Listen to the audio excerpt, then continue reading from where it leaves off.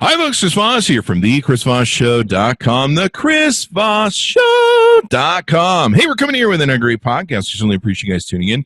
Be sure to go subscribe to the show. Refer to your friends, neighbors, relatives, dogs, cats, mistresses, pool boys. Get them all on the show and everything because we all have the greatest guests ever. The Chris Voss Show has all the best guests. We have a great slate of people coming up with, the guests that we have here today. So go check that out. Today we have a very brilliant man, a doctor, if you will. So he's smart. He's got a doctorate. It's Dr. Lawrence Chatters. He currently serves as the vice president for student affairs at Midland University. Dr. Chatters holds a doctorate and master's degree in counseling psychology from the University of Nebraska-Lincoln. He's an avid reader, entrepreneur, even a rap artist, and international DJ. So there you go. We may spin some sounds later.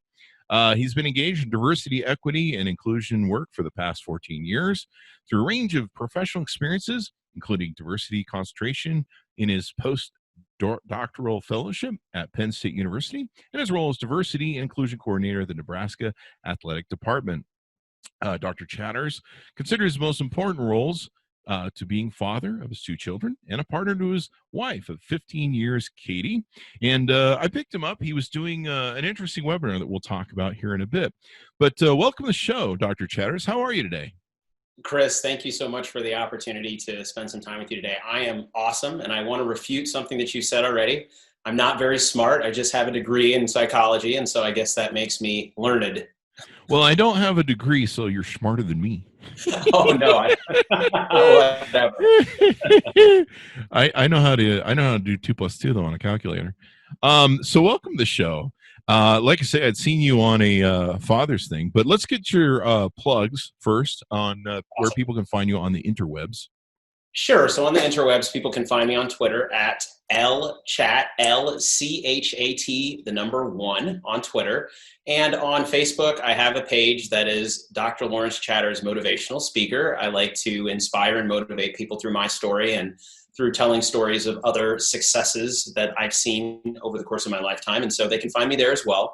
And for the most part, they can reach out to me anytime via email at lawrence.chatters@gmail.com. And that's where I usually entertain questions and conversations about some of the things we'll be talking about today. Awesome sauce. And I believe you're an author or co-author?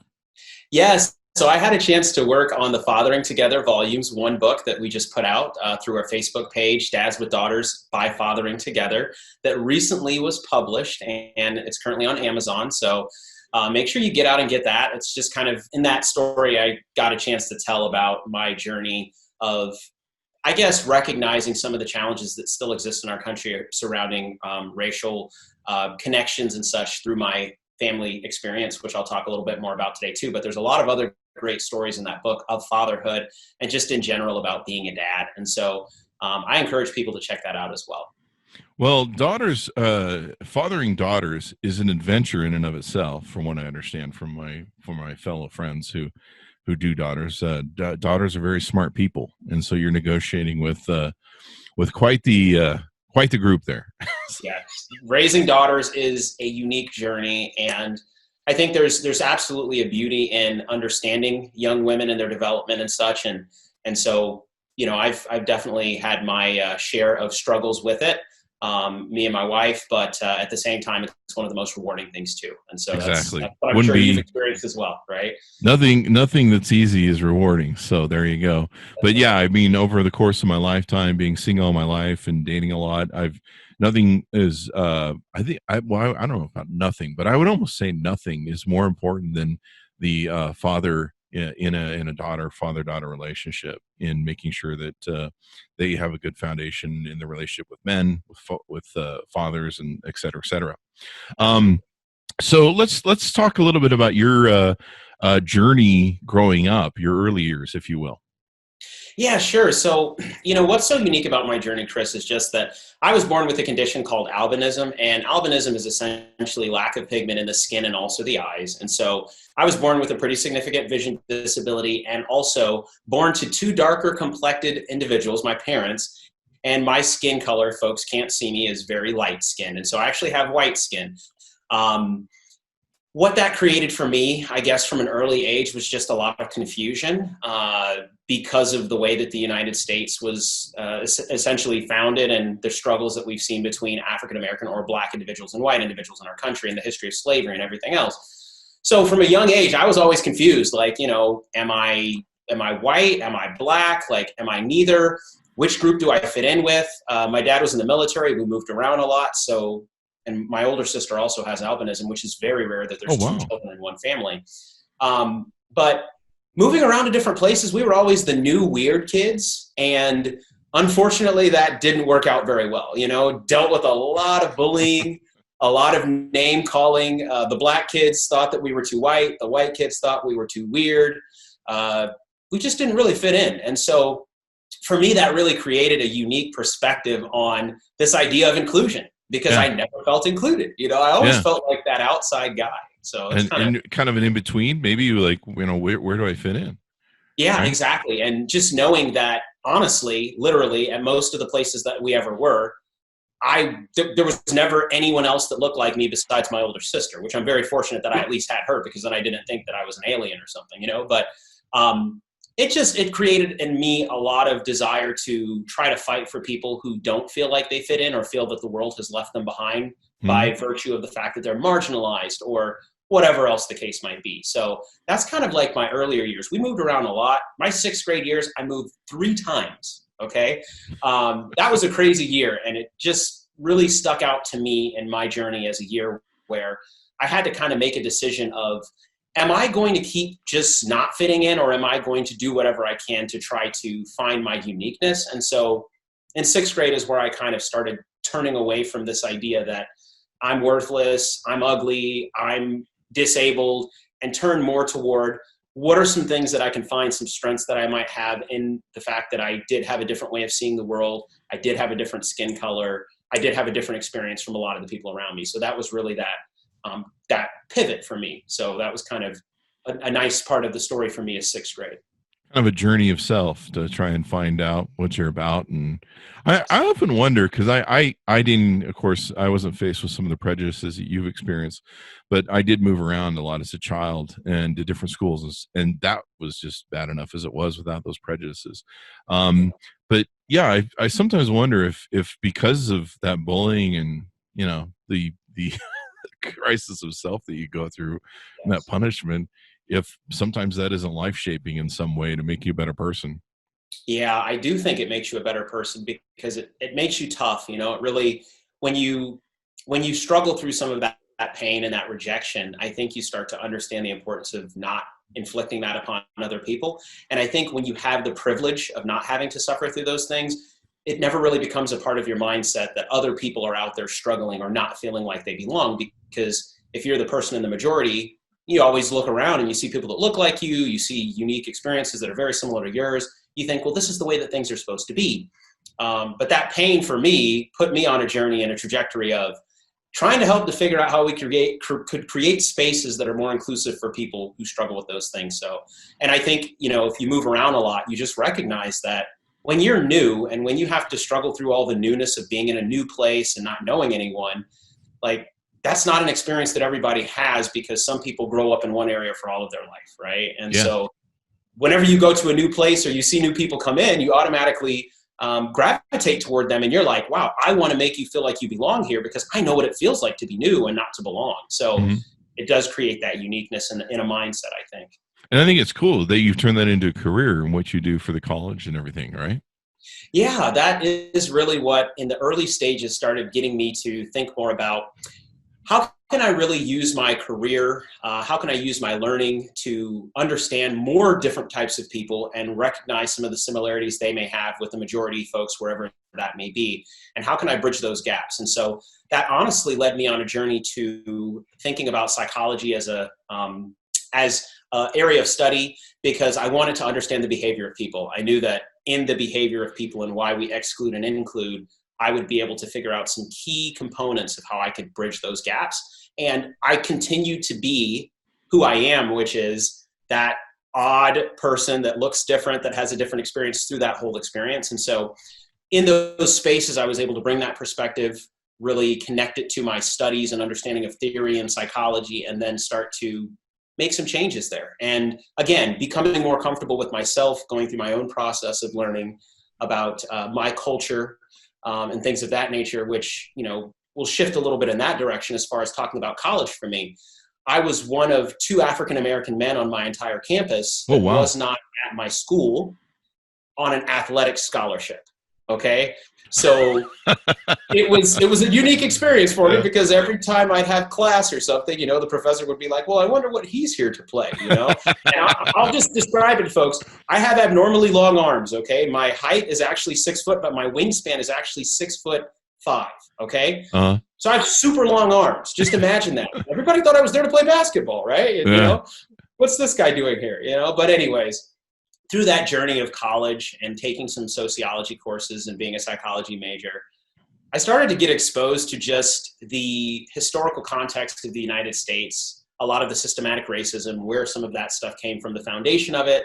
And I started to understand my place in all of that. And so my dad's side of the family is from Georgia. So you go back a couple of generations and there's slavery. Mm-hmm. My mom's side of the family is from Trinidad and Tobago. And so my mom is from the West Indies. So what I would also say complicated my cultural journey and my family's is that we were not raised in what you would call a traditional African-American household. We were raised more West Indian. And the people out there who are listening who are from a West Indian background understand what that means. And the people from an African-American cultural perspective may not recognize the difference between the two. But when we get together, it's not like we just connect, right? It's like there's some differences in our upbringing. And so in that, and seeing kind of that unique complication of my history and recognizing the roots in slavery and then also the West Indian story of Trinidad and Tobago, I started to just wonder more about how does that impact me and how does that impact other people of color? And so that's that path I continued on. As I got into my latter years of college and started thinking about graduate school, I started to focus my research a little more on systematic racism. And one of the first things I did was write a paper with a law professor at Nebraska on the high incarceration rate of the African-American male. And at that time, I'm like 17, 18 years old, and I start to realize that 1 out of 3 of me would end up in the criminal justice system at that time, right? And that just blew my mind because I have 2 other brothers. So I started thinking, which one of us will it be, right? Wow. Which one of us will it be? And guess what? One of my brothers has, in fact, and still is, theoretically involved in the criminal justice system. He's been to jail quite a few times. He struggled through that process. Statistics don't lie, right? Yeah. And so during that time, I'm doing that research. I'm starting to recognize other things about the system in general. I learned about redlining. I learned about black codes. I learned about Jim Crow, right? And it just really, it didn't give me a really positive outlook on life, of course, because I thought to myself, well, here I am living this journey and having to walk through all of this stuff and understand it.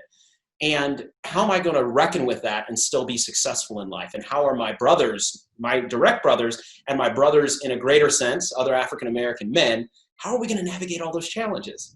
So in continues my racial identity development through that process. Mm-hmm. But the thing that complicated it more for me at that point was just that here I am again, still who I am, the weird African-American guy with the white skin and the, less than perfect vision, of course. And that's being generous to say that. But I still am not accepted by other black people at my college because they look at me and they're like, oh, well, here you are on this educational journey, learning all these things, thinking that you're better than us. You're light skinned, so you think you're better than us, right?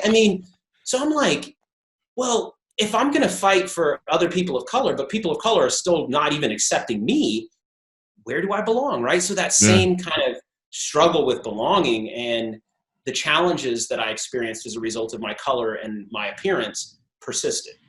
But so that's just kind of a little taste of like that early part of my journey and getting through college and not really having a significant amount of friends of color in college because I was an oddball. I was a nerd, right? Mm-hmm. I'm not here on athletic scholarship. I'm here on an academic scholarship. And here they come and talk to me and I'm talking differently and I've had a different upbringing because of my West Indian mother. And, so I just want to paint that picture for everybody to recognize that even though I've been making some progress, I was still struggling with that feeling of being on the outside looking in many ways.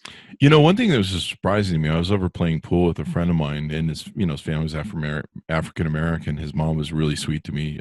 She cooked the most wonderful food, and that was half the reason I go over there is for the food. But when you're a single guy, you forage for homemade food anywhere you go. But he was a cool dude, and we used to play pool. And one time, I don't know how the topic came up. I think they were knocking somebody in the African American community, but they explained to me that there are prejudice differences between the shades of color in the African American community. Like darks and lights, and you're just like, really? You guys are as awful as we are? And I was just, and they explained it to me, and I was like, seriously, you guys do that? Like, I mean, it just seemed to me, after experiencing what African American people have to put up with white people, you would think that they wouldn't do that to each other, but clearly through your journey, you experienced a lot of that.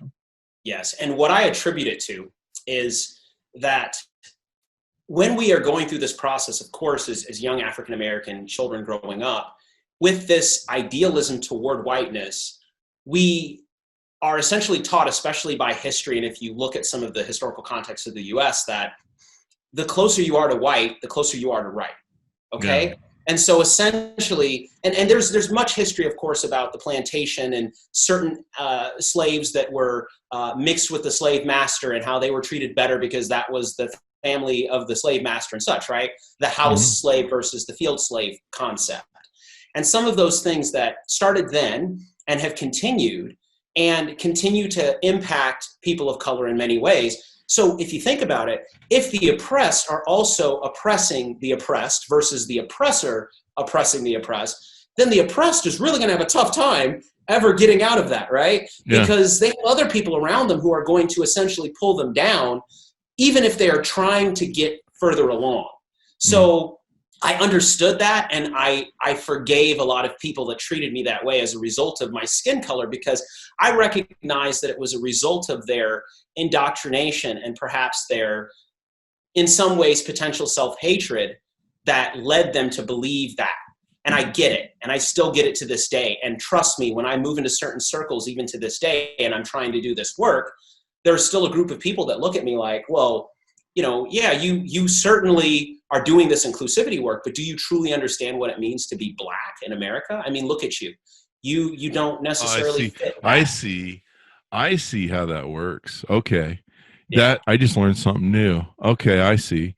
So they discriminate against you because they feel that you haven't gone deep enough in the journey, even though you really have, because I mean, you see yourself in the same category. That's interesting. I have to prove myself, Chris. I have to prove myself in a lot of different spaces that I go in. So as a Black man, I need to prove myself to certain people in my own Black community, and I have to prove myself to people in the white community. And so I'm constantly in a state of proving myself. And that's kind of what the early part of my story shows you, is that I never really was given a pass. It's always been, now, which box can I put you in? Where do you belong? Because you don't fit over there, but you don't fit over here either. You're just who you are. You're just weird, and I own that. I mean, I'm fine with that now. Now, let me ask you this. Do you factor a lot of that to the albinism, or is that just pretty standard when it becomes to lighter and darker African Americans and the prejudices that they have against each other? It's hard to dissect it, actually. So in inclusion work, and when you're thinking about different aspects of marginalization, we talk about intersectionalities. So I see my intersectionalities as being a Black male of color who has a disability, who also has, other challenges that I deal with. And I see all of those as intersectionalities. And so it's hard to figure out which one it is. But what I will tell you is that regardless of what it is, it always kind of hurts. Yeah. It never feels good, right? I never experienced that feeling of othering in a space and say, oh, well, that doesn't hurt as much as the other thing does. It always feels kind of like I can't be normal because I am such a rare individual in this society. So again, this is why I've dedicated my life to trying to help people who have the opportunity and the power to create more inclusive spaces for people to do that. Because I know there's much larger groups of people who are also marginalized, who if we make some I'm not going to call them simple changes, but intentional changes in different spaces that we can appear at least to be more, accepting. So I'll give you an example. In most restaurants that I go into, there is a menu on the wall, and that menu has really tiny writing on it, right? So when I go in and I want to order a number 6, I have no idea what it says because I can't get close enough to the menu. You know what would make me feel much more comfortable? If there was a QR code right there on the counter and I could just snap it and I could look at the menu on my phone, right? I'd all of a sudden feel like maybe they thought about people who have a vision disability, or if they had a large print menu, or if they said, hey, if you would like us, we can read through the menu for you, right? That would be considered of people with vision disabilities. But there's not many places that do that. So people who have a vision issue automatically walk in and they're like, yep, this place wasn't made for me. Does that make sense? You know? It definitely does. I mean, I have keratoconus in my left eye, which is a sagging cornea, and it's a degenerative disease. Eventually I'll have to have a cornea transplant. But and I'm getting old, so I'm reaching that point like you are. I certainly probably don't suffer as much as you do, but I'm getting to that point where I've got to hold the phone 50 million miles away, and sometimes I can't read anymore. In fact, your email to me, I had to blow up because that's where I'm at. But I feel a little bit of your pain. Too, Chris. Yeah, I feel a little bit of your pain, not all of it. I didn't grow up that way, but it's not getting better. Let's put it that way as I get old. But no, it's sad and discouraging that, and hopefully this is what a lot of people are starting to empathize with Black Lives Matter. Because I can't imagine growing up, and to me, I deal with enough depression and discouragement as it is. Just, I don't know, it's just kind of built into my DNA with depression. But to grow up and look at like what you talked about, the factor of being like 1 in 3 of me and my brothers will end up in prison. We've seen the targeting that's going on with police, racial brutality and racial profiling. And, I've known about that for years. It's no surprise to me. But, we've seen like the depth of it, the ugliness of it. And I never really put together police racial profiling. I kind of knew that it was there. And I knew it was a factor in filling our prisons, but I think more and more that discussion has come out. But the Black Lives Matter, and what we've seen police officers do, even when they're under a microscope, they're still doing it. And you're just like, after the sadness of George Floyd, we're like, hey, we're going to march in the streets over police brutality and Black Lives Matter. And police just seem to go, oh, yeah, well, hold my beer. And you're just like seeing the videos, and you're just like seeing this entitlement come out from. And I don't want to throw all the police under the bus, but you're seeing a real culture of entitlement and racial issues.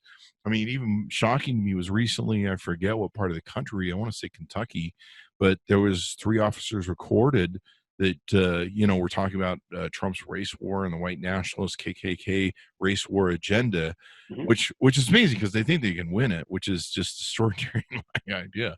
And it's funny how that ties into the NRA narrative and gun narrative. Yeah. And then, for years I've always had arguments with people over guns, and, I'm a liberal. So I've always had this argument, and it's finally occurred to me that that's actually a racial thing now. I mean, I'm not saying 100% everybody who owns a gun is racially motivated, but when they think crime and like, I have to protect my family, they're thinking of a certain group of people. And I've been seeing that. In fact, I had friends that went and bought guns after Black Lives Matter. And they're like, we just went and bought guns. And I'm like, are you guys fucking serious? Like, you guys are liberals. But no, getting back to my original, I segued a little bit. I don't think people realize how discouraging growing up that way is, looking at, like you said, redlining and all these other prejudice. I mean, it's just stacked against you that I would probably turn to crime just thinking about that. It's really tough. And you point out a really important point, Chris, which is just that the ideals that are in and of themselves the American dream are only accessible to a certain amount of people. And that's been a part of our country for an extended period of time, that certain people can make that journey can actually go about that process in a way that is reasonable and realistic, that they're not going to run into some of the significant barriers that end up in your way when you do come from a low socioeconomic status area, or you do come from a place where all you have for role models is people who are involved in crime, or a place that is over-policed, or a place that's undereducated, or you grow up in a space where there's not enough nutrition for your brain to develop the way that it should, right? Yeah. These are all different components that have existed for an extended period of time in certain communities, where you see generation after generation had less of an opportunity to essentially read the American dream. And when you talk about the NRA, when you talk about some of these other agendas that are out there, it takes more of a depth of understanding and research and making connections and connecting the dots, so to speak, to make those connections for people. So when they hear things like Black Lives Matter and they don't understand it, it makes them become fearful, because they don't have a deeper understanding of what the movement is and why it is what it is, and how, there's different agendas that Black Lives Matter has. So I think that this is all a result of the history of our country. This is all a result of things that are hardwired into us and built into our processes as a country, is that so long as the marginalized are happy with what they have and not seeking what the majority has in a way that is in any way, shape, or form scary, right, or pushy, then we can be okay with these mini revolutions that are happening. But when Black Lives Matter starts, and when people are angry in this process of trying to seek equality and justice, now the majority starts to become more scared, because now they think, you're telling me these folks are about to recognize all the time that they've been oppressed, and now they want something back. Where does that come from? It has to come from the majority, and that's what the majority folks are thinking, that someone has to take something that I have to get. The pie is only so big. They had a small piece, now they're coming to take a piece of mine. That in and of itself is a scary idea, but that's the way that the United States was built. But it's not just Black people who have suffered the results of this country in the way that it has grown. It's many other people. And so you're right. When you dig deeper and you start to see how that connects to the police department, and how the police department started, and the Fugitive Slave Act, and all of these different things, right? And black codes, and all these rules that led to, due to the 13th Amendment saying essentially that you're free unless you commit a crime, right? When you see all of these things and you piece it all together, it's daunting. So some people are seeing it, Chris, like you said, they're seeing it and they're coming to a recognition of these things, but other people are living it, right? Yeah, that's true. Other people are experiencing it. Other people have experienced it. They have family members that are in prison. They have family members who have essentially been accosted by the police. And again, not to disparage police officers. There are a lot of wonderful police officers out there. But there is an impact of this great system that is the United States and what it represents. There's an impact that has on the police department. And so we cannot separate the two. And that makes it very difficult for some people, I think, to come to terms with that from an intellectual perspective. You brought up a good point earlier. You were talking about the House, about the people that work in the House of the master in the old days. I think that's what the GOP calls Tim Scott. Tim Scott, I was seeing him today talking about stuff, so I'll just make that reference. But it's interesting to me when people get rich or in power in the African American community, many times they go against their community. I got an argument last week with a gentleman who's I guess a big rap guy or something, or rap producer or something. I guess he's got money. I saw pictures on Facebook. But I got an argument with him. He told me that he's only experienced racism once in his whole life, and that he feels that Black Lives Matter is a Democratic corporate construct to get reelected. And, the whole GOP narrative of what Black Lives Matter is purported to be in their minds. He's even saying, Black Lives Matter is a corporation, which I guess it is. Sean, what's his face, incorporated it. And he gets a lot of stuff from his, Sean King. He gets a lot of stuff from, he seems to create a lot of organizations that raise a lot of money and never follow through. But, that's for another day. where was I going with that? So we got into an argument, and he literally was saying it's not a problem. Anybody can do anything they want. I mean, it was like talking to a white guy, you know. And I was like, okay, I mean, what do I do with that? I don't know. But and I think the police are the same way. You see a lot of police, like I watch a lot of the faces of the African American police officers who stand in those lines at the rallies, the protests, and I think what's going through their head. They're watching, this movement. They've got to have some feelings on it, Mhm. um, and it's an interesting journey, Ron. I'm learning a lot. Um, I've learned a lot since 2015 with Donald Trump about African American communities and African Americans. I grew up in California, so I grew up in a melting pot of everybody. Okay. Um, and so to me, everybody's everybody. That's how I was. And then when I came to Utah in my teens, Utah is 90% white, and Yes. so I was like, "There's a lot of damn ass white people here." I went to a Mexican restaurant and I said, "Give me some hot sauce," and they gave me ketchup, and I'm like, "This is really screwed up." Because in California, different cultures and different subdivisions you could go to that are culture driven, and I loved all that. I love food, if you can't tell.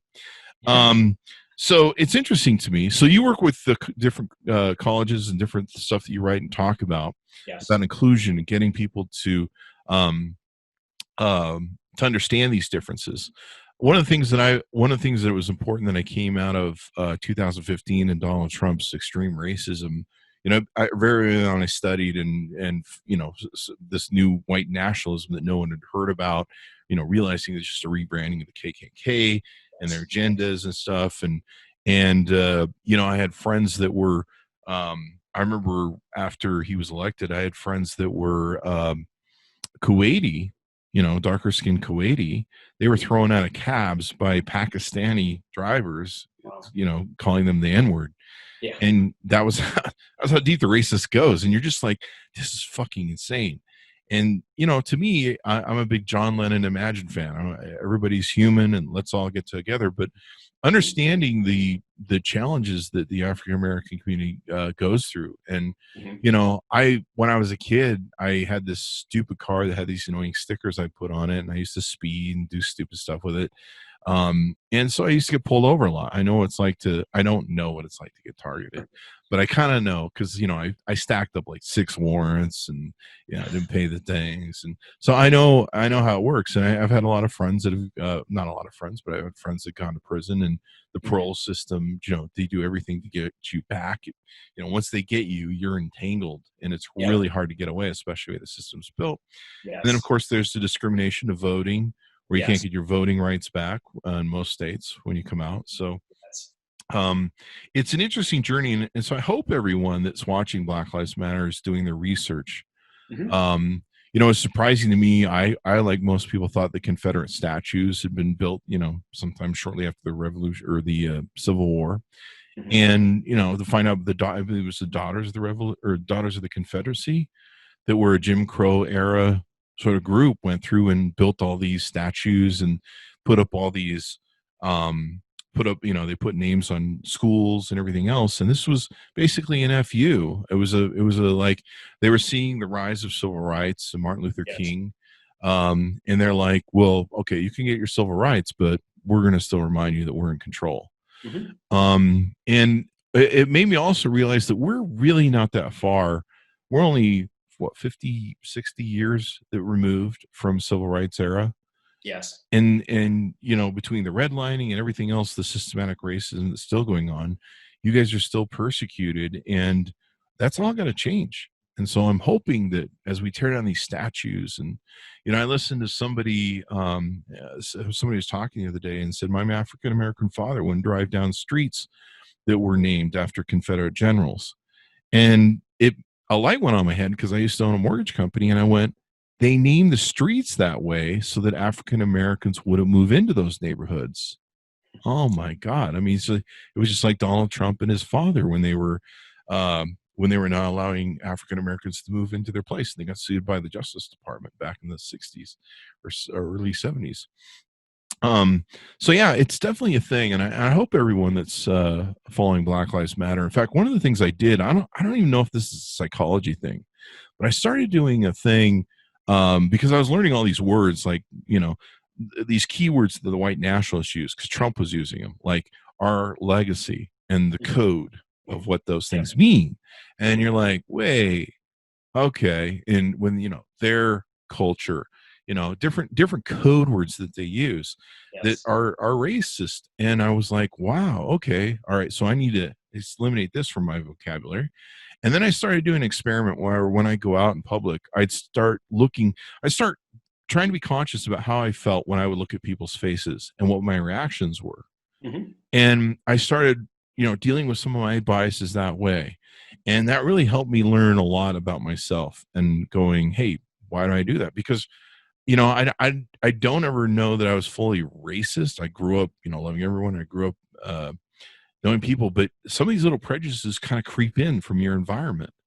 Yes. And I don't think we realize how some of them are. We talk to people and then it's definitely a psychology. And I think everyone needs to do an inventory, especially with Black Lives Matter, and go, how can we do better? How can we lift everyone up?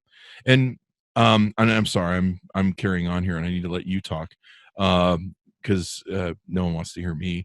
But one thing you talked about was that theory of scarcity, where people believe that if they're the majority and they have to lift up the minority, that they have to give up something they do. That's not the great way America was built. It wasn't built on scarcity. It was built on a rising tide lifts all boats. Mm-hmm. Yeah.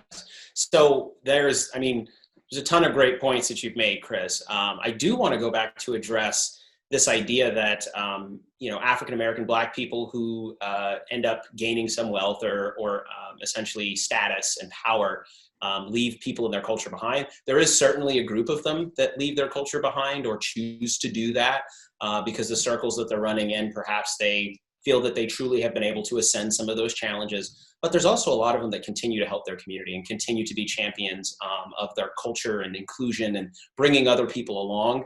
So I just want to point that out. Another thing I want to say is that, and this is an analogy that I did want to share with you today.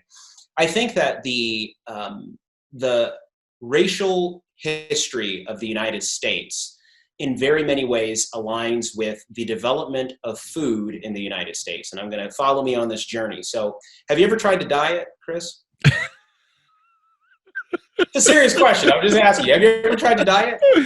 I'm not sure how to take that question. Like, you're looking at me like, this guy's never died. No, I'm just kidding. I'm doing funny. Yeah. But no, I have tried to diet, yes. You said you love food, right? You said you love food, yeah. Right? Okay, all right. So the picture, this metaphor that I want to paint for you is that the United States and the way that food is developed in this country has moved from things that early on in the 20th century were very organic. They kind of they were sourced in different markets around people's neighborhoods, and things eventually became more and more processed, right? So then you started having less and less of the organic side, more and more of the processed side. And that processed side of things really did ramp up with the industrial era. So where people could make food faster and easier through a process, it became processed. They started using preservatives so it could last longer. And a lot of that was based on money, right? Because you didn't want your stuff to spoil in a day, but it used to be that stuff would spoil. So they started putting more and more preservatives in it. So follow me on this metaphor. So when we try to diet nowadays, we go out to the store, we try to look and see what different types of things are offered there. And we see a lot of processed foods. They're easy, right? Chunky soup, it's in a can. You pour it out, you warm it up. This frozen food or that frozen food, that is very simple because they flash freeze it and now you can use it 20 days later, right?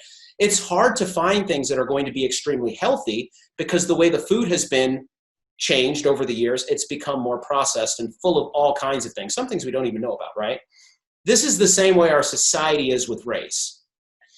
When you think about the foundation of the United States and you think about how we kind of came from a struggle of a civil war where there were actually people fighting for different sides. One side wanted to protect, of course, their economics, and the slavery was involved in that. The other side was like, well, we don't want you to have that advantage. We actually want to make sure that everybody has equal rights. And however that all came together, right? You look at how manifest destiny impacted the United States, the thought process behind it. We deserve this entire landmass from the Atlantic to the Pacific, despite what it takes to make it happen. What we're talking about here is the foundation of where a lot of this supremacy comes from and this thought process that We deserve this. We have to have this. And what I'm saying is that when people nowadays, despite the Black Lives Matter movement, despite some of the movements that have come up over the years, try to turn away from the racist past of the United States, it's very similar to dieting. It's hard to find spaces in American culture where racism doesn't exist, where privilege doesn't exist, and where those things don't feel more comfortable than thinking the opposite. The same way it stinks to go out and get a burger if it's not going to have a bun on it, because you're used to eating the bun and the meat, right? And I'm just talking to you about this because I've struggled with the dieting side of things too. And when I was diagnosed back in 2015, being pre-diabetic, okay, which is essentially metaphorically like some people learning at some point in time that they do have racist beliefs, they do have implicit bias, I had to go on a diet, and it was one of the hardest things I've ever done in my life. I had to not eat the things that I wanted to eat. I had to pass up on things. I had to go to events where the only food that was available was food that I wasn't supposed to eat. This is the same way that racism exists in our country. If you try to turn away from it, there's going to be something else that kind of pulls you back in, right? Yeah. And, you know, during that process, very fortunately, I was able to discipline the heck out of myself. I had to eat the right thing. My wife had to change the way that we cooked at home. I had to exercise my behind off. Man, I went through a significant amount of depression and just wanted to die sometimes. But I lost 40 pounds, Chris. Yeah, and congrats. In order to turn away from racism in this country, because of the history and the foundation of what we've experienced, people have to intellectually diet from what is the traditional processed foods that are readily accessible for the mind of essentially the supremacy, this nationalism, this manifest destiny, this idea that anybody can make it in our society. These are things that are woven into the fabric and the food of our country. So dieting is hard. We all know that. We all try a little bit. You know, you might get a terrible report from the doctor, which is what we're seeing with Black Lives Matter. Hey, look, America, it's terrible here for Black people. So you're going to the doctor and you're realizing your blood sugar is super high. Then you go home and you're like, you know what? I think I'm going to diet. I think I'm not going to engage in watching some of the stuff that I was watching because it's been, you know, it's racist, right? I'm not going to listen to the things I listen to because they're racist. But then eventually those things just keep coming after you, just like McDonald's or Golden Arches or Burger King or Chick-fil-A, which most of those places use extremely processed foods so they can make the massive amount of profits with the fastest food getting to you, and they're feeding a lot of people. Mm-hmm. That's the same way our society functions. So it's hard to diet, and it's going to be hard for America to turn away from its racist past unless we make some significant changes. That starts with teaching a different type of history to our students and our kids. As parents, we have to teach our kids essentially about the racist past of the United States, and that, yes, we've made a significant amount of progress, but we still have a long way to go. We have to change the history books. We have to make sure that a lot of these things, which they're going through this process of, you know, in my opinion, it's a certain sense of atonement by tearing down some of these statues and renaming places and everything else. But let us not forget that we at one point thought it was okay to name them those things, right? There needs to be a little plaque off to the side that says, at one point in time, this statue stood here because a certain group of people felt that it was appropriate. But then later in time, now this new statue that is a representation of people who had beliefs that weren't so problematic now stands here, right? There has to be that caption.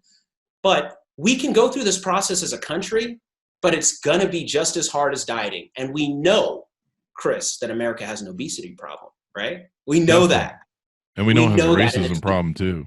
Exactly. It's the same thing. It's the same idea of this rugged individualism that I deserve to be able to do what I want to do. Let's not even start talking about coronavirus, right? Mm-hmm. But this is what's woven into America. This rugged individualism is very synonymous with the ideal of supremacy that has happened over the years. And that's what our country truly does rest upon. And I think I've tapped into that individualism to a certain extent to overcome some of my own personal struggles, right? Because I've looked at other people. I've looked at people that, you know, of course, have been known to be fallible individuals and seen, well, gosh, they overcome challenges. They've been able to, you know, be flawed at one point, but then they turn toward being more, you know, righteous and doing the right thing. And I recognize that people are human. We're all going to make mistakes. But I think as a country, we have to turn and we have to not forget our past, but we have to fight it, just like we fight obesity, which is a daily struggle. It's tough. Most days you're going to consume more things that are biased than you are going to consume things that aren't biased. You understand where I'm coming from? It's like, it makes it tough. And this is the part where a lot of people get stuck intellectually and they say, well, I don't think I can do this. Maybe my behavior isn't that. I'm just going to live my life in a way that I think is colorblind. I'm using air quotes for the folks that can't see. So that's where I think these two things align. And it dawned on me the other day that as tough as it was for me to lose weight and everybody else that tries to go on that journey, because of what our country has become and how much is available for us to eat that's not good for us, it's just the same way that racism works in this country. You know? And I love the analogy you bring up of the manifest destiny of America, and how that's really deeply woven into our perception of our culture. And would you say entitlement, it would be part of that? Absolutely. This think about the entitlement to go into a country and essentially march coast to coast, killing, displacing. There was just the anniversary of the Trail of Tears the other day, right? I mean, think about that. This is something that is just enshrined in our culture, and people live on that land now and call it theirs. They live on that land, and there's people who have taken over the land and they farm it and they produce from it, and they feel like that land is actually owned by them, right? So every time we talk about land ownership in this country, and nowadays when people are doing talks, they will do an acknowledgement of the original peoples of that land, which I think is important, right? Every time you say, this is my land and there's a value to that land, at what cost did that land end up becoming yours? It was at the behest of a whole nother group of people. This is what we learn in our country. Oh, well, there's reservations now. They have something. And that was an enslavement into itself, really. Exactly. We just basically imprisoned people. Have people been to a reservation? Do they know the struggles that the people on reservations currently deal with? Yeah. I mean, there's reservations in Nebraska. I've been to some of these places, and although there are people that are there that are struggling towards success and trying to make the most of themselves, there are also lots of issues in this day and age with those peoples because of what happened to them. Yeah. And they're being even destroyed even more with coronavirus too. Absolutely. Yes. And again, this same obesity kind of concept and how certain groups of people have had less access to healthcare and stuff. Coronavirus is killing them at a much higher clip, right? Yeah. It's just another facet of the racism that is in the historical context of our country. Yeah. So as you see these things play out, and again, as we were connecting dots earlier in this conversation, it all makes sense. Yeah. But that's tough to plug into, Chris. Like you said, how do we plug into that and step away and still be inspired and motivated? And I remember the Black Lives Matter movement at the end of Obama's administration. And I think a lot of it, they were seeing the rise of Donald Trump and his following. And, back then he was still touting that Nixon line, rule of law. But I think one thing that's really changed this time, the visuals of George Floyd were something that impacted everybody. I mean, watching it, which was weird because the visuals I remember watching for the first time the Rodney King beating. And for me, that was just extraordinarily shocking. That was just I would have thought that would have been a sea change right there. But I think one thing that we're doing better this time with this movement, and maybe that was, it's just the keeping to come back to this, we're finally getting to it, but learning how it's woven into our history, learning about the monuments and these implicit biases like you speak of, where they've been around forever, and how I think we've really come to a moment where like, we got to disassemble all this crap. We got piles of crap, and there's a lot we got to disassemble, and there's a lot of conversations we need to have. And everyone's always into this history, and I think that's you'll hear from people, well, this is our history, this is our culture, this is our you can't tear down the monuments because it's part of our history. Well, I learned about history in a book. It's fine with me. But that comes into what you were talking about earlier, that manifest destiny, where people feel that this is their entitled right. This is my ancestor. Hey, I'd known a few of my ancestors. They were assholes. So they did some stuff I'm not proud of. So, I'm cool with it. But realizing how repressive some of that stuff was and the basis of it, I mean, those Daughters of the Confederacy, holy shit, they did a lot of stuff. I mean, like, what was it, like 6,000 monuments or something? And schools, I saw a graph back in the day of all the different things they'd enacted throughout the South, and they had little dots, and I was just like, holy crap, those people are busy. And the Jim Crow laws and everything else. And so, I think it's a reckoning we all have to go through. I think every American needs to sit down and do an inventory search, like you said. And, even I'm even seeing John Wayne now. John Wayne was getting attacked for some of his racist. I think he said some racist stuff and some of his attitudes. He's kind of being pulled down a few notch and pins.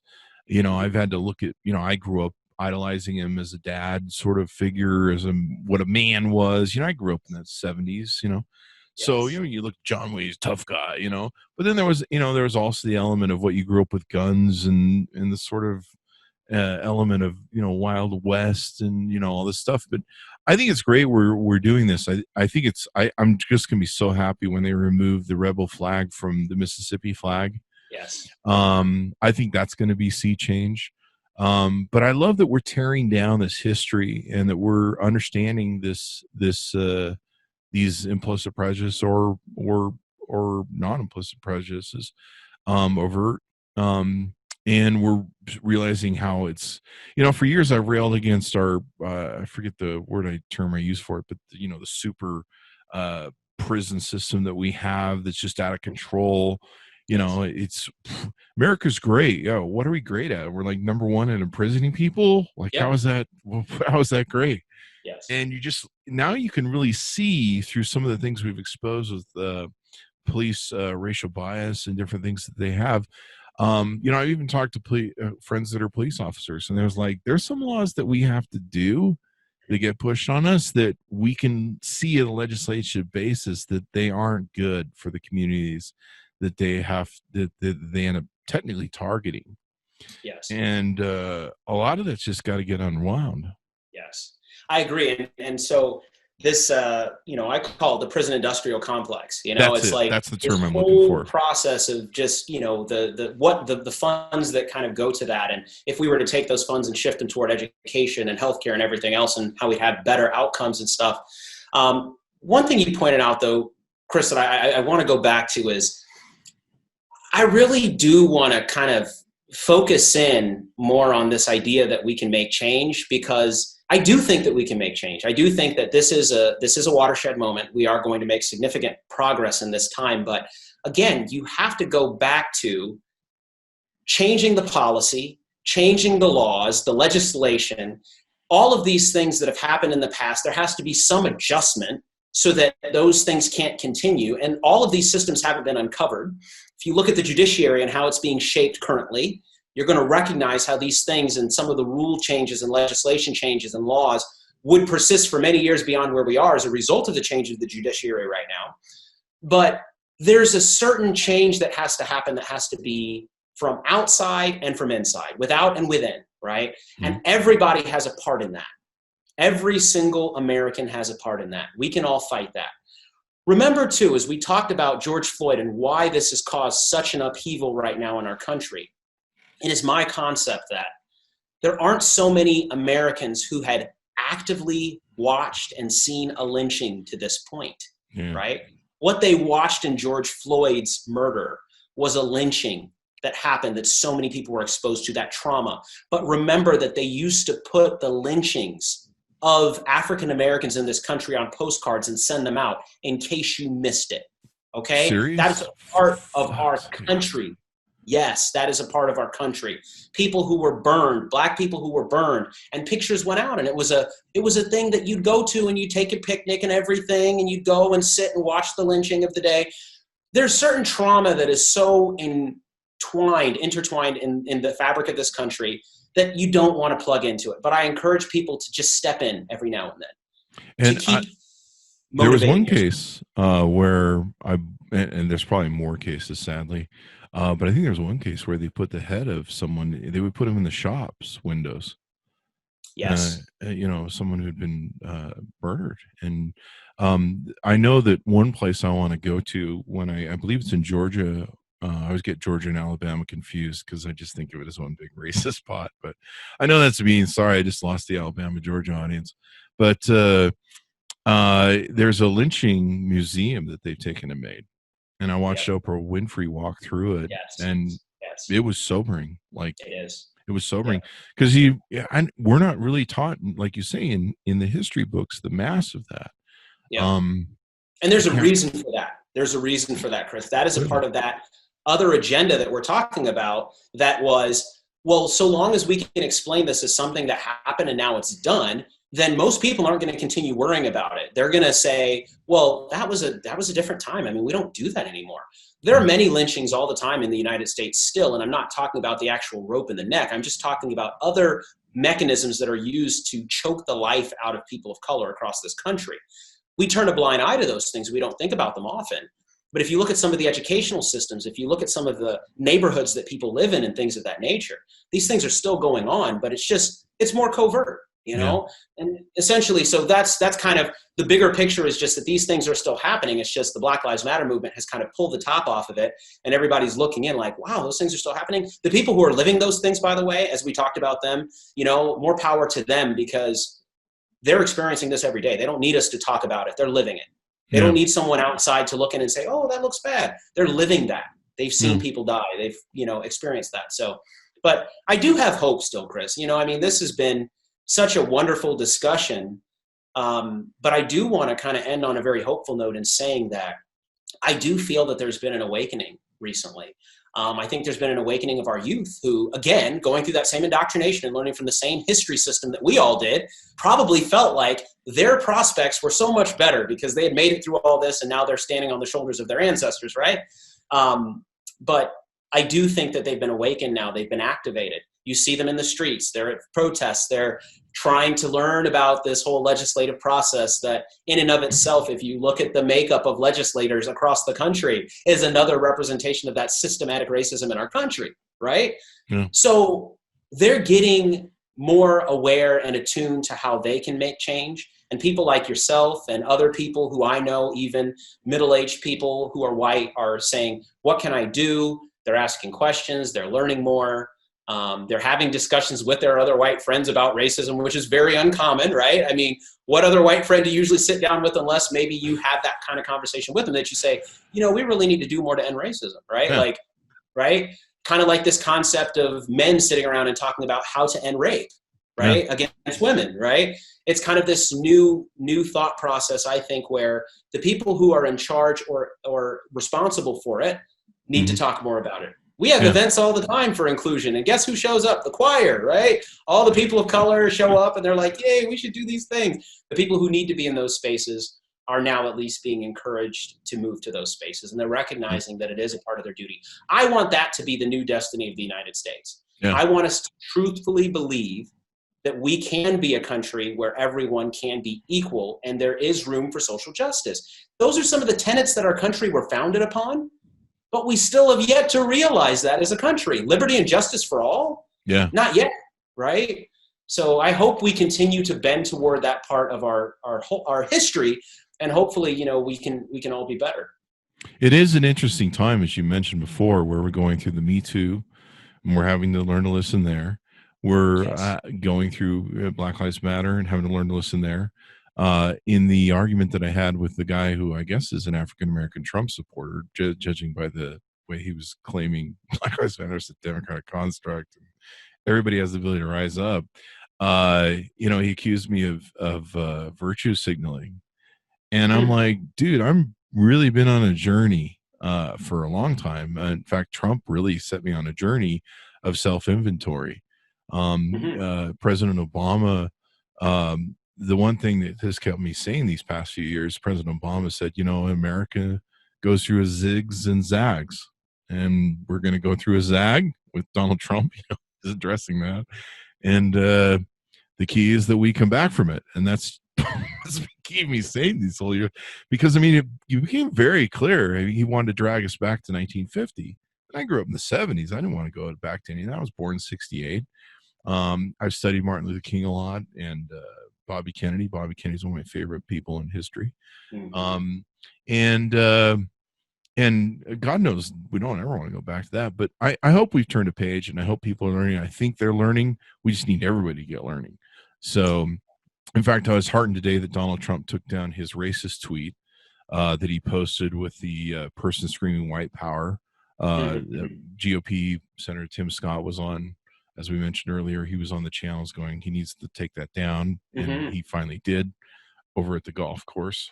And the theory of scarcity, where people feel endangered that, hey, if we lift up a segment of our society that's marginalized, it's got to come out of our pockets. That's not necessarily true. Reverend Al Sharpton, who I'm an atheist, and so I'm not really big with revs, but Reverend Al Sharpton is one of my favorite people on the planet. And he mentioned in a comment, I think it was on Morning Joe one time, where he said, if you look at this whole thing of worrying about, we got to spend some money and we got to do these different things and we've got to defund the police and things, and where is this money going to come from?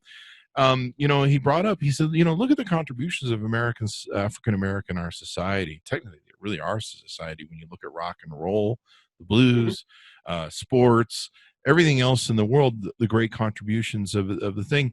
We need to stop looking at people as to, how much they cost, or, something like that, or this theory of scarcity, and start realizing that a rising tide lifts all boats. If we can lift these communities up, if we can make Black Lives Matter, if we can eliminate these repressive and these racist sort of things that have come in these kind of subconscious ways that we've targeted a thing, and start dealing with it and start looking at it. And and start looking at these rules and going, wait, okay, is there some element of racist and targeting that we're doing with this law or that law?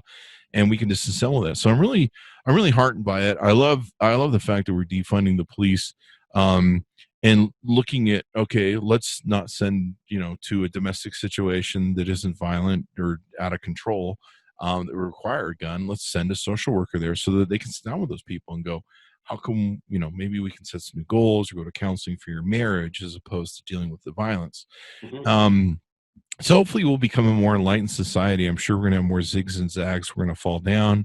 We're going to do, we're going to learn from our lessons. So that seems to be the way this stupid country seems. I just wish I could go 100 years in the future right now, and in fact, it may have to be 200 or 300 years. I finally, my friend said, there is a generation that does have to die out before I think a lot of stuff will be closed. That, or they've got to just deal with it. I mean, the argument that I had with the African-American gentleman, he was like, there is no racism in America. And I just want to say, I'm in the white country club. I think I know what they say. And I think there is racism. Like I know, because Now there may not be racism in the spaces where he finds himself at certain points. Right. But like you said, I mean, again, we know, just like you were making the example of the Me Too movement and also connecting that to the Black Lives Matter movement, men knew during the Me Too movement that there were spaces where women were not in those spaces, that men said certain things that they should not say about women. Men were not brave enough to stand up and say, we should not say those things about women. The same way that some white people in spaces where there are no people of color hear other things that they know people should not be saying. So in the Me Too movement, I think some of those men were empowered by thinking that now I can say something in these spaces and guys know, hey, this is serious, right? Because this is something that could take you down. This could take your career or whatever. It's the same way in the Black Lives Matter movement. I think there are some white individuals who are starting to think now, we do need to be allies and not only just okay with the world being the way it is, but we need to be anti-racist. And they're stepping over that juncture of going from just being to I'm anti-racist now. Anything you say that doesn't fit where I think we should be as human beings and how we should accept people, I'm going to reject it. And that's a tough life to live, Chris. It is. You recognize, I'm sure, that it's hard to be around your, some of your friends if you're constantly always talking about these ideals that are different from what they believe or how they think. And it's difficult to be a man in spaces where other men want to be misogynistic and you don't want to be that way. Sometimes you end up being by yourself, For me, I've always had a big mouth and a powerful platform. So I just talk about it, and I Awesome. lose a lot of friends. I lost some friends last week. Uh, I mean, I'm always losing friends. But to me, I'm gonna push what I think is the right agenda, Mhm. and the agenda to change the world. I grew up. I kind of went through a journey, and I don't want to take you along if you have other things you need to get to. But I went through a journey where Let's hear I it. I voted for George Bush. I was a Republican. I got rich. I come from being poor. And so my attitude was the same sort of thing. Everybody can rise up and get their own shit if they just have the right attitude, that sort of rap line. Right. Um, and 9/11 happened, and it was shocking to me. It kind of took me down and built me back up again. I realized a lot of things, and I realized there was a world out there. I realized there was people in other countries that really hated me, and America maybe wasn't that cool. Um, and I started realizing that there were people in our world, in our nation, that were marginalized, that didn't have the advantages I had. And even though I did grow up poor, I still had more than most. I think that grow up in a poor environment or in a prejudiced environment where there's racism and prejudice and all those other things like you talked about early on, where you look around and go redlining, and 1 out of 3 of us end up in prison. Who will it Yeah, be? I mean, that's true. thinking about that psychology and having to grow up with that it would be challenging to me, as I'm sure it was to you and everyone else. Mhm. And so then that's when I didn't really become a Democrat at that point, but I started to switch my politics because I was like, hold on, this whole get rich quick and you get yours bullshit, that's not really true.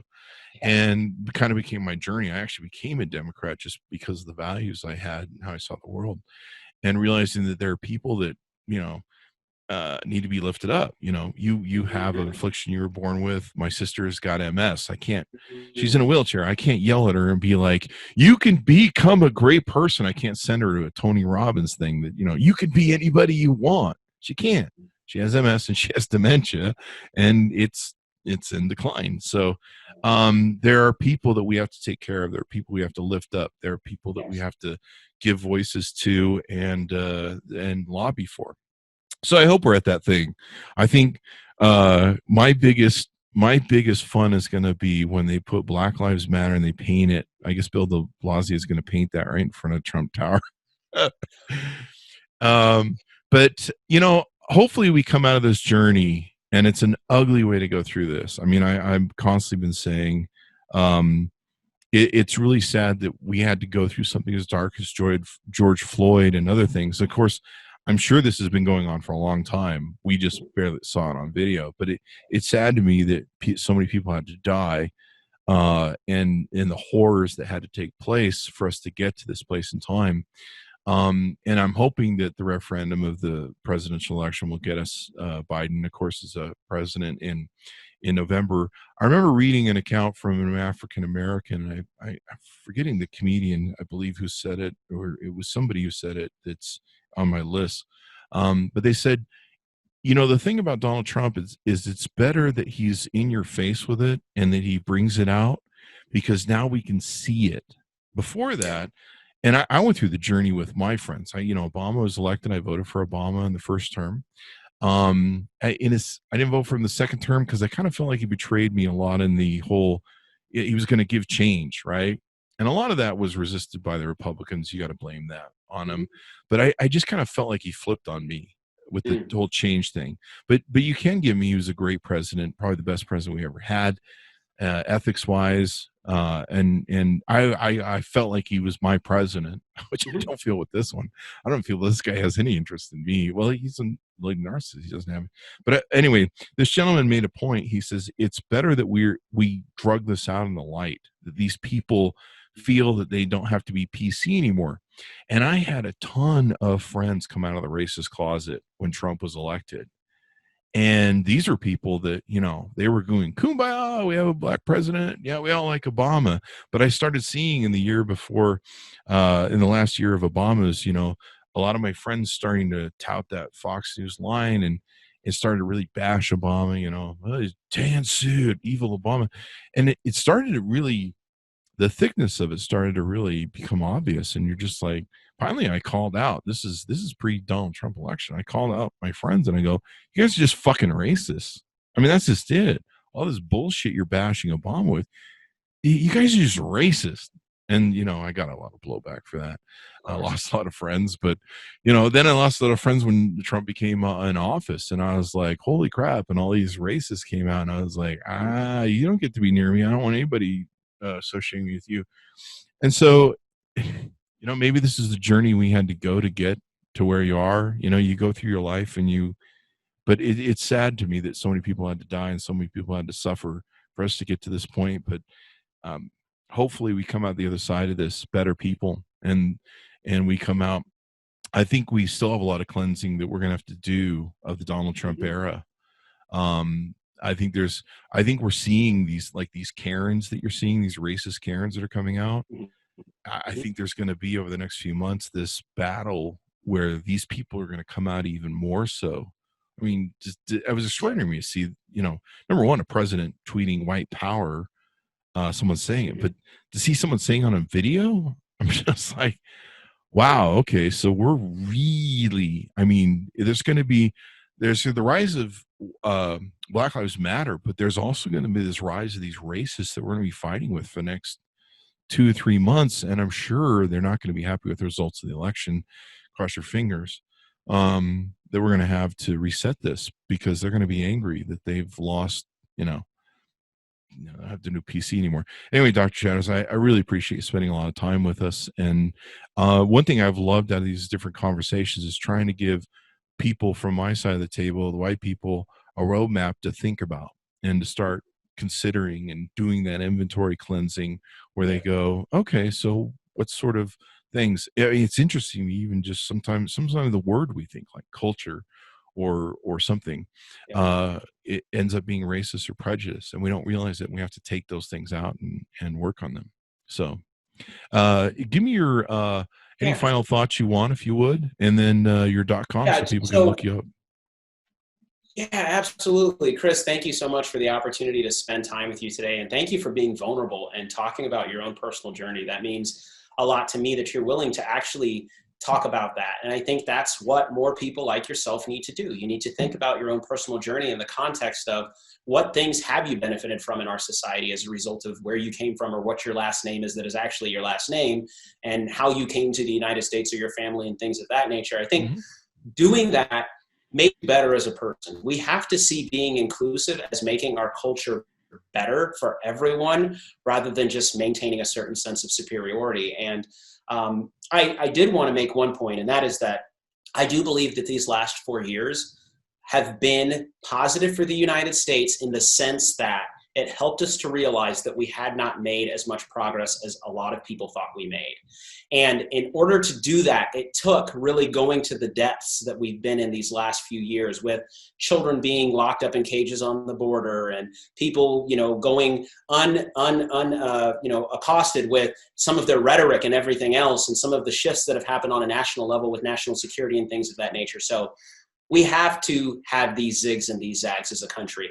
And I think that hopefully the true essence and what will essentially be the history of the United States is that when we do see these things, these inequities between people, we band together as a country and we come out of it better than we went into it. And I hope that's what the legacy of the country is. And I think that opportunities like this, where people like yourself share your experience, I get a chance to share my experience, we connect, we just bring these things up. They're unique opportunities to really encourage other people to do the same thing. Folks can find me at LCHAT1 on Twitter. Dr. Lawrence Chatters, motivational speaker on Facebook. I love to have conversations with people. I'm a really easy person to get along with. Regardless of what perspective you're coming from, I like to have discussions, from an intellectual level. And I hope that folks continue to listen to stuff like this and, encourage them to seek out their own information, learn about the history of the U.S., learn about their own personal history, and do better. Thank you very much for being on the show, Dr. Chatters. And I'd love to have you on anytime you want to come on. Just let me know, ping me, and let's have you on. I'd love to have more of these discussions. The more we need to learn, and like I said, it's going to get a little bit darker. I think this president is going to race bait a whole lot more as the more desperate and into a corner he gets. And then, there's got to be a reckoning after this. Hopefully Biden wins. I mean, certainly if Trump were to win, man, I don't even know, man. It's just, I think we might hit a revolution where people would overrun the White House. And they probably should at that point. But I hope we become a better country after this. I'm really, if I ever meet President Obama again, I'm just going to probably hug him and cry. I don't know. I really miss that guy. I really miss even like George Bush. Like I hated him after the Iraq war and seeing everything Dick Cheney did. I don't even know why they call him President Dick. It should have been President Dick Cheney. But I mean, even him, I kind of like nowadays. I'm like, oh, we actually had a pretty good deal with that guy. So, hopefully we become a better place. So everyone check out some of the materials from Dr. Chatters and everything else, and we'll have them on. And I implore everyone to do Journey and Reckoning and everything else. Be sure to go to the CVPN. You can subscribe to all 9 podcasts there. The ChrisVossShow.com. You can go to our YouTube channel. If you're listening to the audio version of this, Dr. Chatters will be on our YouTube channel, so you can watch the video version if you like. You can go to youtube.com/Chris Voss, hit that bell notification button for all that good stuff. I appreciate my audience for being with us, and we'll see you next time.